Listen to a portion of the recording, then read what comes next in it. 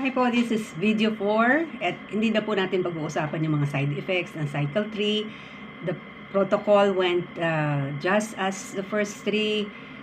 Yung side effects, wala po akong naramdaman na hindi ko pa naramdaman sa first 3. Only lesser, mga 40% lesser. Ang gusto ko pag-usapan natin ngayon is bakit hindi ako natatakot sa chemo, sa cancer, or sa death.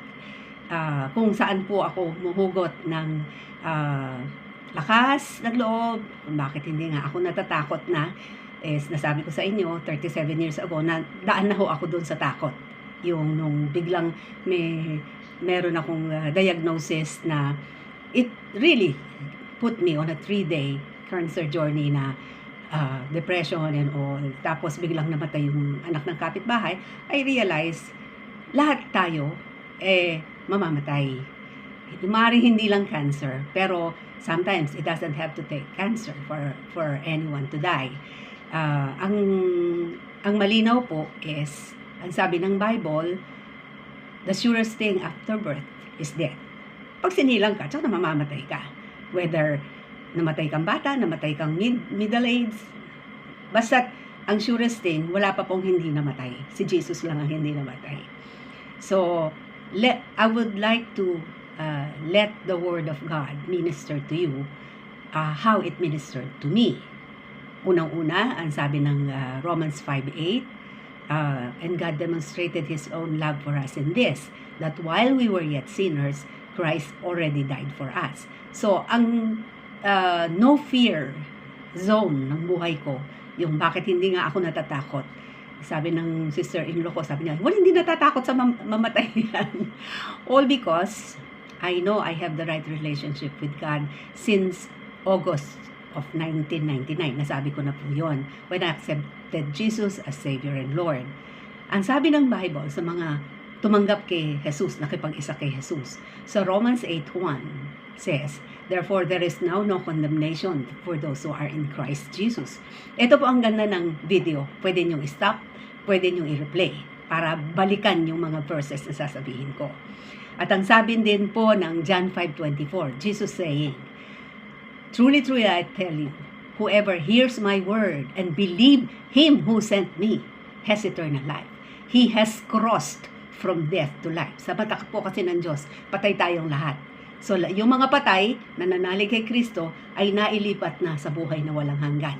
Pagkapaniwala natin sa magandang balita na si Jesus ay namatay sa krus para bayaran ang ating kasalanan. Ano pa po? Sa 2 Corinthians 5:17, it says, anyone who is in Christ is a new creation. The old is gone, the new has come.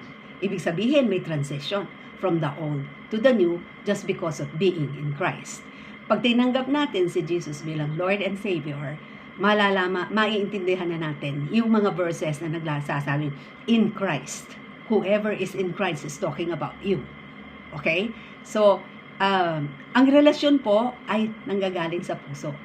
Wala po sa ating mga activities. Kasi sabi ng Ephesians 2:8 and 9, for it is by grace you have been saved through faith, this not from yourself. It's a gift, not by works. Kasi kung works yan, may maipagmamalaki ka. Pero sabi ng Ephesians 2:10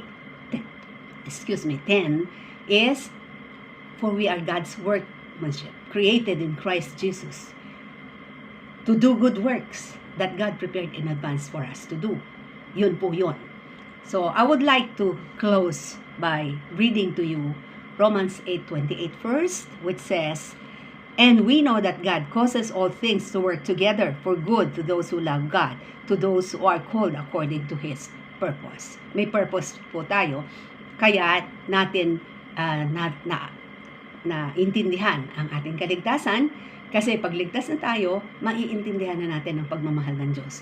At mula sa Diyos, dadaan sa atin ang pagmamahal niya sa ibang tao para maipaintindi natin sila man ay mahal ng Diyos through John 3:16. Hindi ko na po kailangan i-recite yung John 3:16. You can always go there. I would like to close by reading Romans 8:38-39. For I am convinced that neither death, nor life, nor angels, nor principalities, nor things present, nor things to come, nor powers, nor height, nor depth, nor other created thing will be able to separate us from the love of God, which is in Christ Jesus our Lord. Kaya hindi po ako natatakot kahit sa death. So, kung meron po sa inyo hindi pa nakakasiguro, kung tinanggap nyo na si Kristo bilang Diyos at tagapagligtas, sumunod po kayo sa akin. Pangungunahan ko lang kayo sa isang maiksing panalangin. Hindi po ang panalangin ang nagliligtas, kundi ang kalagayan ng ating puso, pagtanggap natin sa ating kasalanan, at pagtanggap natin sa tagapagligtas. Yumuko po tayo. Panginoon, salamat po at pinadala niyo ang inyong bugtong na anak upang kami ay tubusin sa aming mga kasalanan. Patawarin niyo po ako. Ako po ay isang makasalanan at tinatanggap ko po ang pagpapatawad na binigay ng kamatayan ng Panginoon Jesus. Hinaanyayahan ko po kayong pumasok sa aking puso at nangangako po akong susunod ako bilang tagapaglingkod ninyo, bilang aking Diyos at tagapagligtas. Ito po ang aking panalangin sa pangalan ni Jesus. Amen. Kung pinanalangin niyo po yan mula sa inyong puso, tandaan niyo po yung date. Yung po ang dinatawag natin spiritual birthday. Kung meron tayong biological birthday, meron po tayong spiritual birthday. At ang pangalan po natin, nakatala na sa langit. Yung next video po, depende kung ano po yung i-message nyo sa akin. And definitely may next video pa. Hindi na po yung aking journey, kundi yung aking victory. Ito na po ang gawain ng Panginoon. Salamat po. God bless. Thank you.